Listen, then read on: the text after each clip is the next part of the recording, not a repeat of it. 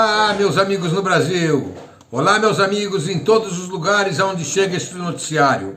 Novamente com vocês, Marcos Iskin, falando da linda e florida Holon. Hoje, dia 24 de março de 2021, dia 11 de Nissan de 5.781. E o noticiário de hoje se dividirá em duas partes. Na primeira, virão as notícias gerais da região. E na segunda, falaremos sobre as eleições de ontem em Israel. Não esqueçam de deixar seu like aqui no YouTube e se inscrever no canal se vocês ainda não o fizeram. E ainda lhes peço que me ajude a divulgar este canal. E vamos às manchetes. Lideranças palestinas afirmam: a conduta palestina falhou completamente. O conflito árabe-israelense está desaparecendo. Vem crescendo a participação política dos árabes em Israel. Amanhã, quinta-feira, Israel começa a disputar as eliminatórias para a Copa do Mundo. As eleições palestinas marcadas para maio e julho começam a subir no telhado. E, finalmente, na segunda parte, falaremos um pouquinho sobre as eleições aqui em Israel. Antes de começar o noticiário, eu queria convidar aqueles interessados em ouvir com mais detalhes o que vem ocorrendo aqui no Oriente Médio a nos darem o prazer da sua audiência hoje à noite no Instagram de Ronaldo Gomlewski, às 18 horas, horário do Brasil, 23 horas, horário de Israel. Vamos então às notícias. Hussein Haga e Ahmed Khalidi são dois conselheiros mais próximos do líder da autoridade palestina, Mahmoud Abbas. Num artigo publicado ontem na imprensa palestina, eles sugerem que Abu Mazen adote uma nova meta. Ao invés de lutar por um Estado palestino de pleno direito, que busque uma soberania branda, na qual Jordânia e Egito estejam envolvidos também. Os dois são representantes de Abu Mazen há muitos anos em negociações secretas com Israel. Eles já ocupavam esta mesma posição durante o governo de Yasser Arafat. Ambos acreditam que as condutas das duas últimas semanas não levaram a nenhuma conquista significativa e que o conflito árabe-israelense está caminhando para o fim, sendo que os palestinos estão cada vez mais afastados das decisões. No entender dos analistas, a mensagem é dura e clara. O conflito árabe-israelense está se transformando num mero conflito palestino-israelense. Para que o caso não desapareça, eles sugerem redução nas demandas palestinas e a outorga de poderes decisórios parciais ao Egito e à Jordânia sobre as posições palestinas. Eles também propõem que Abbas se limite a exigir que não haja ampliação dos assentamentos israelenses ao invés de exigir o seu desmantelamento. Acredita-se que a partir de hoje a imprensa palestina e também dos demais países árabes façam profundas análises do artigo, dada a posição importante dos autores. Não se sabe ainda se Mahmoud Abbas foi informado do artigo antes da sua publicação. Em Israel, cresce a participação e o interesse político da comunidade árabe na política israelense. Ontem, votamos pela quarta vez em 2 anos. Em 2019, na primeira desta série de 4 eleições, apenas 49% dos árabes com direito a voto compareceram às urnas. Nas eleições seguintes, ainda em 2019, o comparecimento árabe subiu para 59%, e na última eleição, antes da de ontem, esse número já era de 71,5%. A percentagem total da população israelense que votou em 2019 foi de 68% na primeira vez, subindo para 70% na segunda e na terceira vez atingiu 72%. Infelizmente, as eleições de ontem mostraram uma redução no número de votantes de 4,8%, atingindo pouco mais de 67%. Em Israel, o voto é um direito e não uma obrigação. Para um partido conseguir eleger alguém, ele precisa ter no mínimo 3,25%, do contrário não chega ao parlamento. E sobre isso falaremos na parte final do noticiário. Amanhã, quinta-feira, dia 25, Israel começa a disputar as eliminatórias para a Copa do Mundo de Futebol de 2022. A chave israelense tem 6 equipes, e são elas Dinamarca, Áustria, Israel, Ilhas Faroé, Escócia e Moldova. O primeiro jogo é contra o cabeça de chave, a Dinamarca, e será realizado no estádio Bloomfield, aqui na cidade de Tel Aviv. Não será um jogo fácil. Apenas o primeiro de cada chave se classifica e o segundo de cada chave, os melhores segundos de cada chave, vão para uma repescagem. As últimas eleições na Palestina ocorreram em 2006 e foi eleito um governo com prazo de 4 anos. No entanto, ao longo dos últimos 15 anos, novas eleições foram marcadas e desmarcadas N vezes. Em janeiro deste ano, Mahmoud Abbas, de codinome Abu Mazen, marcou eleições em 3 datas. Para o parlamento, em 22 de maio. Para a presidência, em 31 de julho. E no final de agosto, para o Conselho Nacional Palestino. No entanto, parece que as eleições estão subindo no telhado.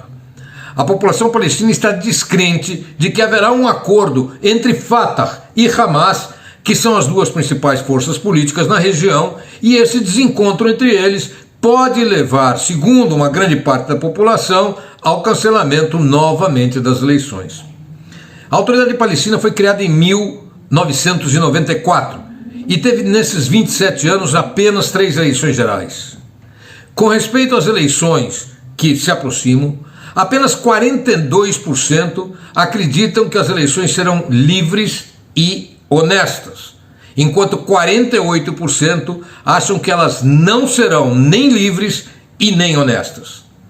Pior do que isso, 69% acredita que se o Hamas vencer as eleições, o Fatah não aceitará o resultado como ocorreu em 2005. E se o Fatah vencer as eleições, 60% acreditam que o Hamas não aceitará o resultado. As pesquisas eleitorais mostram que o Fatah encontra hoje uma forte dissidência interna, pois 3 listas disputam os eleitores tradicionais do Fatah. A própria lista de Mahmoud Abbas, uma lista liderada por Muhammad Ahlam e uma terceira por Nasser El-Kidwa, que é sobrinho de Yasser Arafat, foi ministro das Relações Exteriores da Autoridade Palestina e ocupava um altíssimo cargo no comando palestino, do qual foi expulso ao declarar que criaria sua própria lista para as eleições. Além deles 3, há ainda a possibilidade de que Marwan Barghouti também apresente uma lista de simpatizantes a ele. Pelo lado do Hamas, já há bastante coesão. Hamas não está dividido e há apenas uma lista.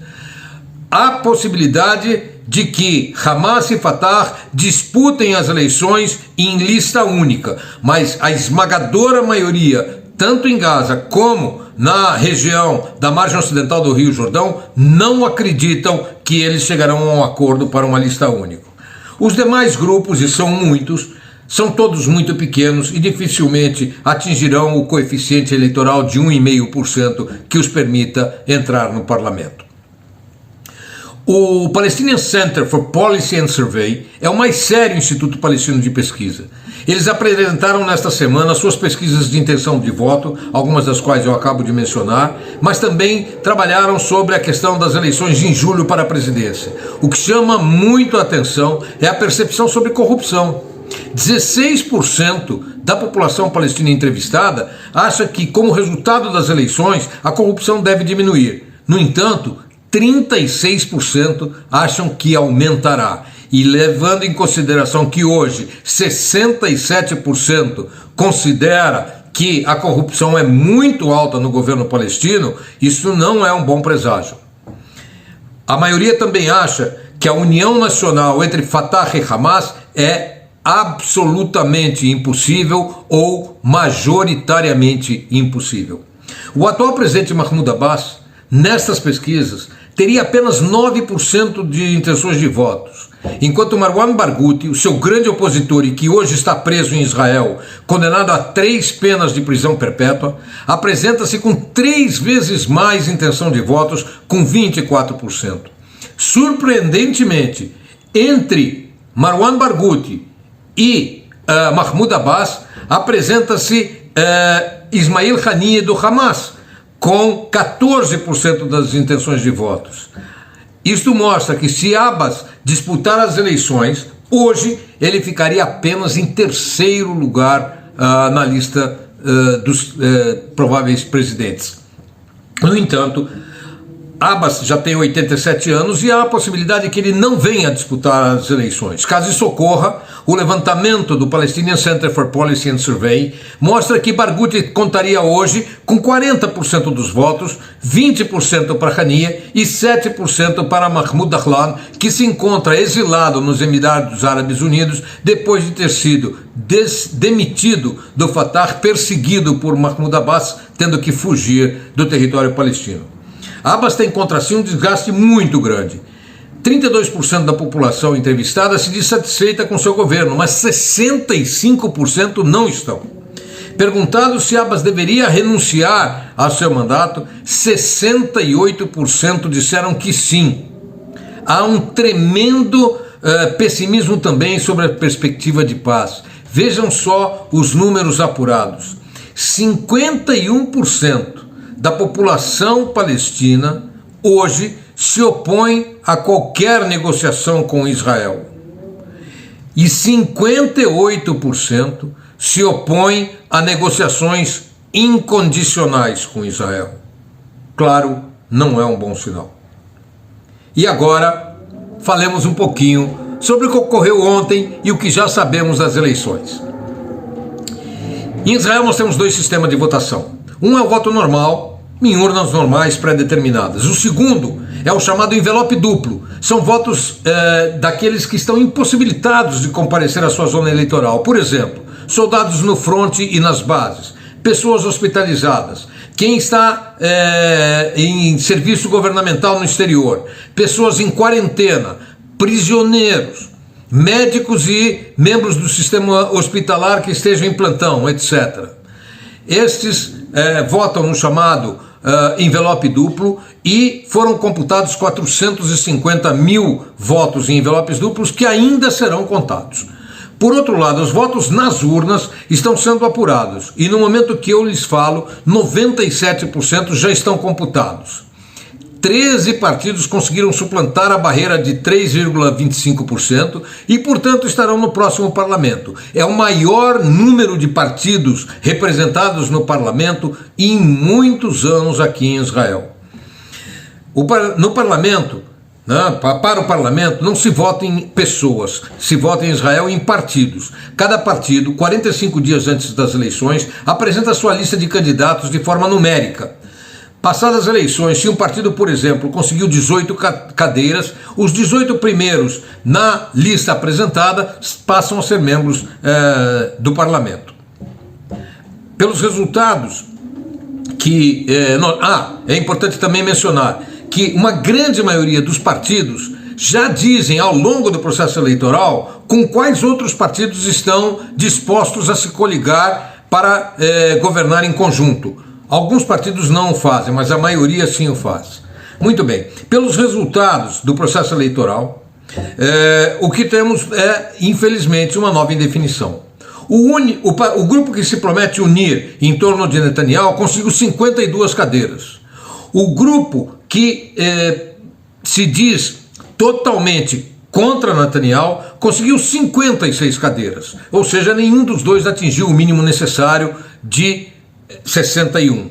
Sobram dois partidos que não disseram ainda a qual das duas coligações devem se juntar. Um é o partido Yemina, de Naftali Bennett, que conseguiu 7 cadeiras.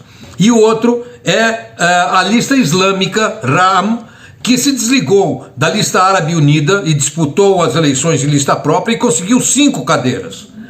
Assim, não se sabe a que coligação cada uma dessas duas linhas se unirá. O Yemina, pelo que se acredita no país, deve se unir a Bibi, é uma forte tendência para isso. Mas ainda assim, a coligação de Bibi conseguiria apenas 59 cadeiras. E isto faz com que o partido Ram, que é a lista islâmica, seja o pêndulo que definirá para onde irá a política israelense. O grupo anti-Netanyahu é muito heterogêneo. Conta com partidos desde a extrema esquerda, como o Meretz e também o Raqqa, que é uma facção dentro da Lista Árabe Unida e que são de extrema esquerda.